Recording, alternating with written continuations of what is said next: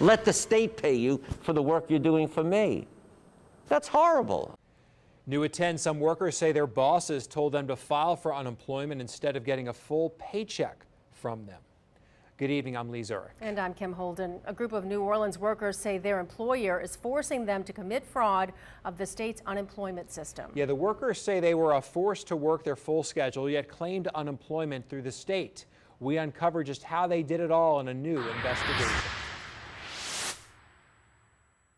Asking employees to work without being paid. I call that modern-day slavery. 5 current and former employees of a national company operating at Armstrong Airport tell the same story. They wanted me to commit fraud. They wanted me to work off the clock for free, and I wasn't okay with that. But this story comes with a twist. Basically double dipping. That involves taxpayer money. They're shifting the cost of these workers' salaries to the state. It's a twist this labor law professor calls potentially illegal. You quit over this?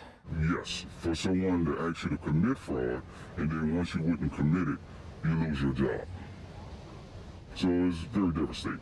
GAT Airline Ground Support is an Atlanta-based company with nearly 70 locations in the U.S. and Canada, including Armstrong Airport. The company provides ground support for some airlines, like cleaning planes and servicing ramps. Why'd you leave? I didn't want to commit fraud. For the last week of June, GAT paid Jarvion Gould for just 6 hours of work, even though she says she worked at least 20 hours. I've actually been approached when I was there by more than one actual manager asking me to work off the clock. Instead of paying her for the full work week, she says her supervisor told her to file for unemployment and collect the rest of her paycheck from the government. I walked away. You quit? Yeah. With the state's unemployment rate around 13%, Gould is now struggling to find work. I don't know what I'm going to do. I don't feel right. This aircraft cabin cleaner still works for GAT. I got back to work July 1st, and I was told that we would still be getting the unemployment, but we wouldn't be clocking in our 4 hours. For 2 weeks, from July 14th to the 27th, GAT paid this employee for about 9 hours of work. But during that stretch, we discovered the employee worked at least 42 hours.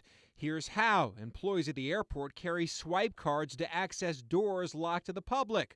We requested those records and found during the 2-week pay period, the employee accessed doors around 42 different hours, even though GAT paid the employee for about 9 hours of work.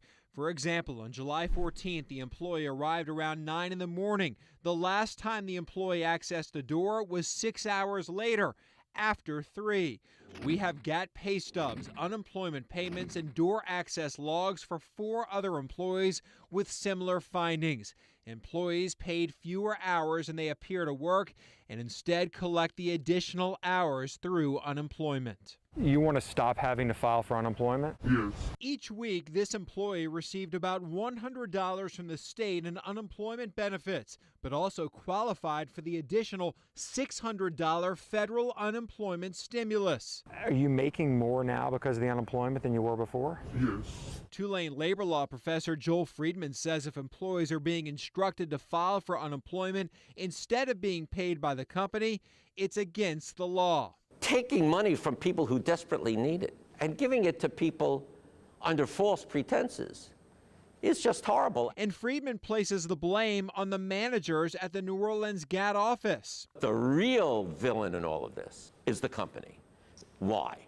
Because they're doing it for one reason only, not to help the worker, but not to pay that salary. On July 31st, we started requesting records from the airport about GAT employees. 8 days later, GAT sent a letter to the State Workforce Commission writing about potential inappropriate unemployment compensation claims involving a company supervisor recording fewer hours on company timesheets than were actually worked by GAT employees, adding, if true, these actions were not authorized by GAT. None of the GAT employees we interviewed said the corporate office had knowledge of this. They say they were given instructions by local supervisors. In a statement, GAT told us they launched an investigation and have already terminated several individuals who we believe either were responsible for the behavior or aware of it and should have, at a minimum, corrected it. But some former employees say the action of a former supervisor has them out of work. I cannot provide for my family the way I used to. And those actions have a national company investigating employees, the same company that received $27 million from the federal government in CARES Act money for payroll support during the COVID-19 pandemic. Did you feel it was unethically illegal what they were asking you to do? Yes, when they brought it to me, yes.